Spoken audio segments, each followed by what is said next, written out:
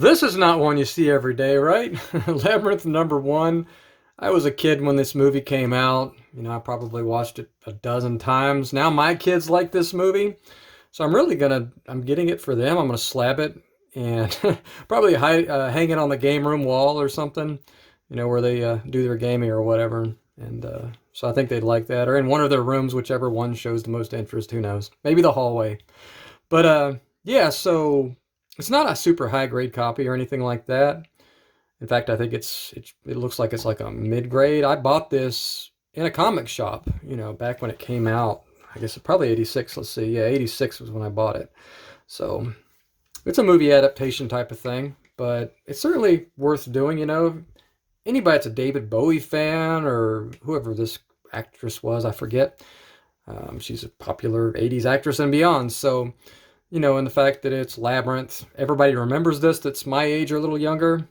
It has David Bowie hovering over her with the goblins or whatever and the castle in the background. I mean, it's got a black cover and it just looks cool, right? So yeah, let's go ahead and get started. So yeah, this book was not treated nicely by me, I don't think. But yeah, so it's got, some dings here, little color break crease there. Surprisingly, the spine's not that bad because it's a black book. So that's like the highlight of this book. So I think that a lot of this will press out and it'll have some damage, but it also, when it was designed, it had some white spots in it. So you probably wouldn't even know the difference. Long story short, this book's going to look great on a wall. I don't care if it's a 6.0 or a 9.8. It doesn't matter. This book looks good when you get these wrinkles out. So that's the goal here. Is I'm not looking to get like a 9.8 copy of this. I don't care anything about this. It's just for aesthetics to go on my wall so that my wife and kids can enjoy this book. That's why I'm sending this one in. So, but overall, corners are a little blunted here. This is even a little tiny little piece might be coming off soon here. It's probably going to come off. So we got a blunting, slight blunting to the corners. This corner's dinged, Spine's pretty nice. It has a color break there. It has a bunch of ticks. Most don't correct color though. We got like one really that I can see right here. So that's the good news about it. This will all clean up. There's going to be some color breaks there though. So just based on what I see here, even after press, we're probably capped at 9.0 on this book, I would think. Maybe 9.2. So, but with that right now, we're probably in like, just based on what I've saw, we're like in the 7 range, 6.5 or something. So I'm going to go ahead and flip it over. Lots of thumbs, right? You can tell where somebody was turning these pages. And I think one of my youngest daughter might have got this book out. I might have even let her read this when she was like 6 or 7. So it's beat up pretty good. But like I said, I don't think this is a high value book anyway. And it was already in like 7.0 range when I gave it to her. So I'm not really concerned. I would rather, there's more value in her enjoying this book.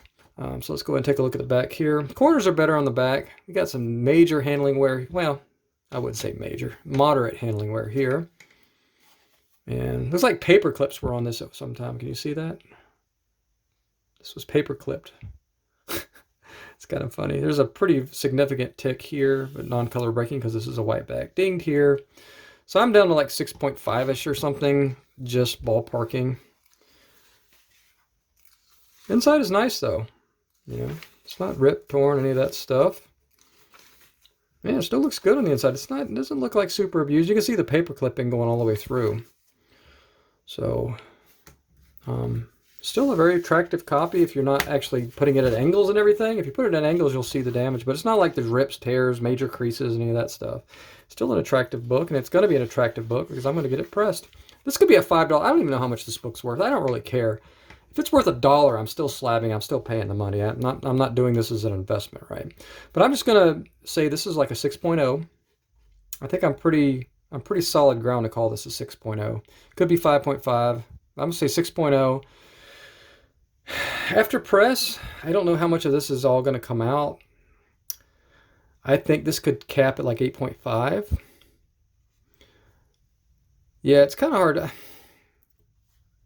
I'd be interested to see. I think this is like 8.0 to 8.5. Probably just going to call this an 8.0 just because this is corners getting torn off right here.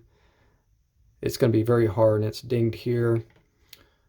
and all that good stuff. I don't know, man. There's an outside chance you could even get 9.0 if this is so minor. I don't know what the cap is on that. I think with a tiny little piece of a corner, I think you are capped at 9.0, I think, if I remember my guidelines. I'll have to check that. I'm just going to say 8.5. Actually, you know what? You can see the color break from that paper clip right here.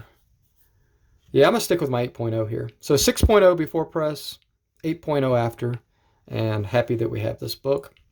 And it's definitely going on the wall no matter. I don't care if this comes back a 0.5, it's going on the wall. But yeah, so this has been a fun one, and we will see you in the next video.